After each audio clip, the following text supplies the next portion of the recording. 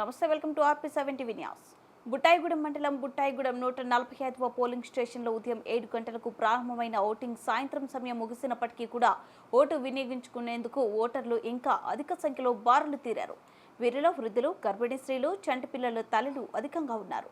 ఈవీఎంలు పనిచేస్తున్నప్పటికీ ఉదయం నుంచి సమయం ముగిస్తే వరకు ఓటర్లు బారులు తీరి ఉండటాన్ని అధికారులు, ప్రజలు చూసి ఆశ్చర్యానికి లోనవుతున్నారు.